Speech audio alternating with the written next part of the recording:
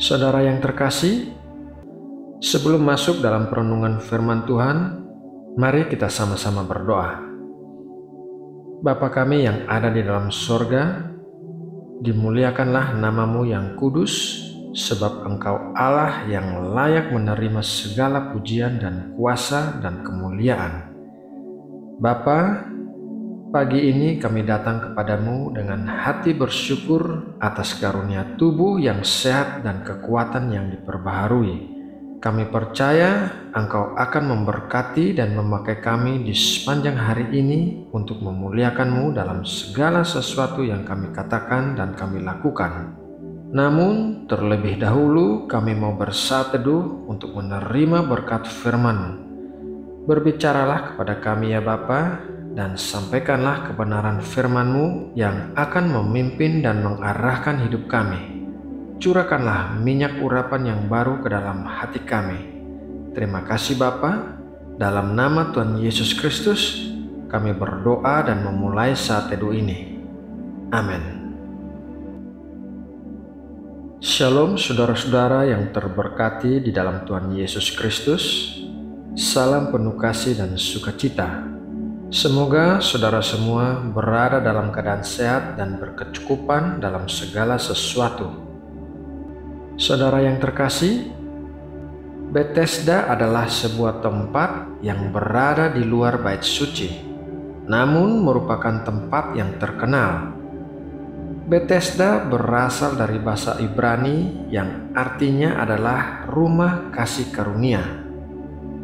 Di Bethesda berkumpul orang-orang yang sakit karena di tempat itu terdapat kolam yang apabila airnya digoncangkan oleh malaikat Tuhan, maka orang pertama yang turun ke air itu akan menjadi sembuh apapun juga penyakitnya.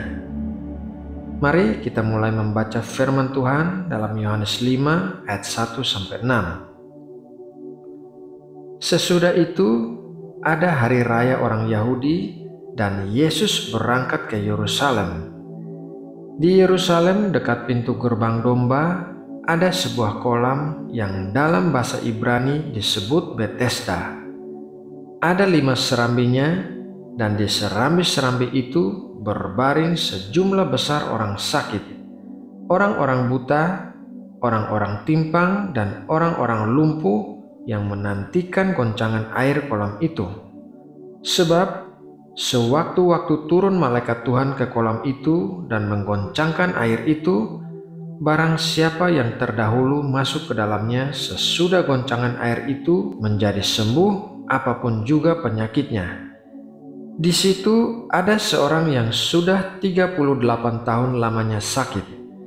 Ketika Yesus melihat orang itu berbaring di situ, dan karena ia tahu bahwa ia telah lama dalam keadaan itu, berkatalah ia kepadanya, "Maukah engkau sembuh?" Saudaraku, Bethesda memiliki 5 serambi. Angka 5 dalam Alkitab melambangkan kasih karunia. Kelima serambi di Bethesda berbicara tentang naungan kasih karunia yang diberikan Allah kepada orang-orang yang sakit. Tidak semua orang sakit disembuhkan di Bethesda, tetapi semua orang berada dalam naungan kasih karunia Allah. Jika hari ini kita bisa makan dan minum, maka itu adalah kasih karunia Allah. Jika hari ini kita masih memiliki keluarga, maka itu adalah kasih karunia Allah. Jika hari ini kita masih memiliki rumah dan kendaraan, maka itu adalah kasih karunia Allah. Dan jika hari ini kita masih memiliki pekerjaan dan penghasilan, maka itu adalah kasih karunia Allah. Kasih karunia Allah menaungi dan memelihara hidup kita semua. Namun demikian, beberapa kasih karunia dari Allah kadangkala bisa membuat seseorang terlena dengan keadaannya yang nyaman, sehingga tidak mau beranjak dan melakukan apapun. Contohnya saja, orang yang terus-menerus menerima pemeliharaan Allah dalam hal keuangan. Hal itu bisa menjadikan malas bekerja atau mencari nafkah, melainkan terus-menerus berharap akan datangnya pertolongan Allah. Sama halnya dengan orang yang sakit selama 38 tahun di serambi Betesda. Ia terus berbaring di serambi itu, menunggu datangnya pertolongan dari orang lain yang akan membantunya menuju kolam ketika malaikat Tuhan menggoncangkan air kolam itu. Mari kita membaca jawaban orang itu atas pertanyaan Tuhan Yesus. Yohanes 5 ayat 7.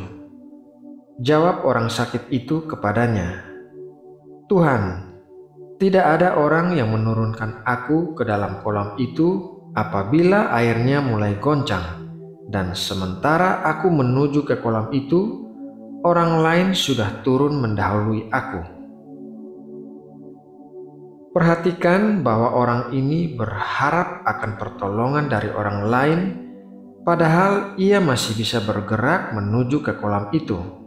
Dan ketika ia tidak berhasil mencapai kolam sebelum orang lain, ia menyalahkan orang-orang yang tidak membantunya. Allah tidak ingin kasih karunia yang diberikannya kepada kita malah membuat kita terus-menerus terbaring di serambi Betesda menikmati keadaan kita yang sakit.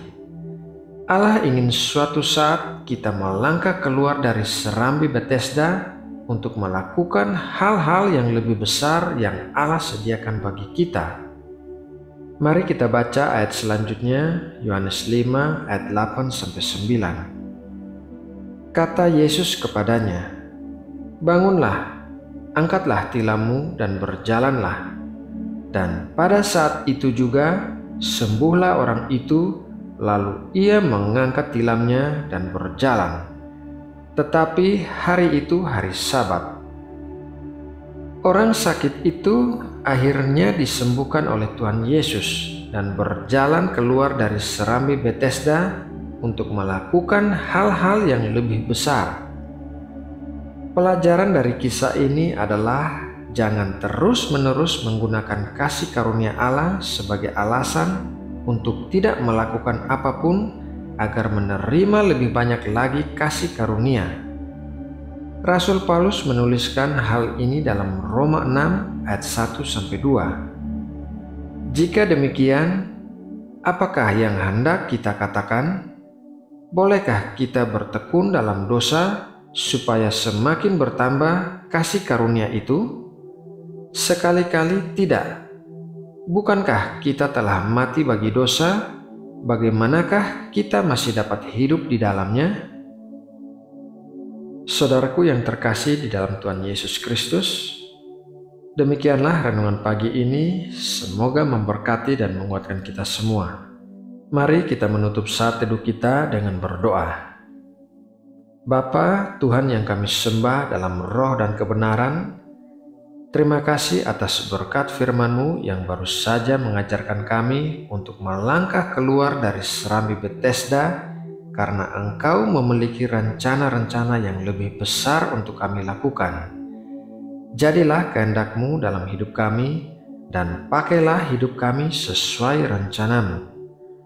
Bapa, sebentar lagi kami akan mulai melakukan kegiatan harian kami. Kiranya tangan-Mu memberkati kami dan mengurapi kami dengan keterampilan serta keahlian dalam melakukan pekerjaan kami. Kiranya Engkau melindungi kami di sepanjang hari dan meluputkan kami dari segala sesuatu yang jahat. Terima kasih Bapa. Pagi ini kami bawa juga Indonesia dalam doa kami. Kami memohon perlindungan-Mu bagi bangsa kami. Kami memohon Engkau menjauhkan bencana alam apapun dari negeri kami dan memberkati para pemimpin negara kami dengan hikmat dan rasa hormat akan Engkau. Jadikanlah Indonesia negara yang lebih stabil, lebih kuat, dan lebih makmur. Terima kasih Bapa. Dalam nama Tuhan Yesus Kristus, kami berdoa dan mengucap syukur. Amin.